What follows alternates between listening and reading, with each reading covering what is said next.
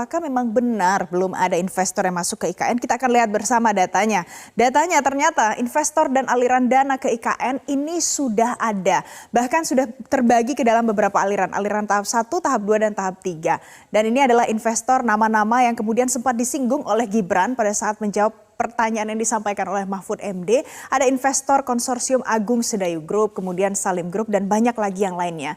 Tapi tidak hanya itu pemirsa, kita coba lihat lagi. Ada satu lagi di slide selanjutnya, ada letter of intent yang sudah masuk ke IKN. Ternyata angkanya 330 letter of intent. 55%-nya adalah investor domestik, investor luar negerinya juga sudah ada dari Singapura, Jepang, Tiongkok, Malaysia. Dan ini adalah realitanya. Yang disampaikan Mahfud tadi adalah kata-katanya. Selanjutnya pemirsa, saya ajak Anda lagi, ada program yang viral di media sosial disampaikan beberapa kali oleh Gibran Rakabuming Raka. Program makan siang gratis ini adalah investasi menuju Indonesia emas.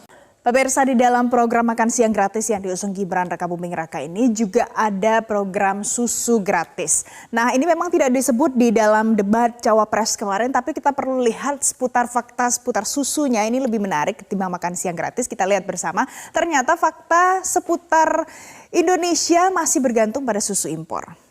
78% susu adalah impor, dan produksi susu segar di dalam negeri atau SSDN itu angkanya hanya 22% dari kebutuhan nasional yang bisa terpenuhi atau sekitar 4,4 juta ton. Sedangkan di kesempatan lainnya di dalam debat Cawapres kemarin, Gibran Rakabuming Raka juga beberapa kali menekankan perlu adanya hilirisasi industri. Tapi kalau kita lihat ternyata di salah satu programnya susu kita masih banyak yang impor, 78% dari kebutuhan susu nasional. Selanjutnya pemirsa, kita lihat apa yang disampaikan oleh Cawapres nomor urut 3. Target 5,5 sampai 6% itu dengan kalkulasi agar kalau kita tidak terlampau realistis, kita khawatir ujung-ujungnya utang luar negeri lagi. Pemirsa, jadi ini seputar ada yang menargetkan pertumbuhan ekonomi Indonesia bisa mencapai angka 7%. Tapi yang disampaikan oleh Muhaimin Iskandar adalah yang realistis itu ada di kisaran angka 5,5 sampai 6%. Kita lihat beberapa tahun terakhir pertumbuhan ekonomi di era Jokowi.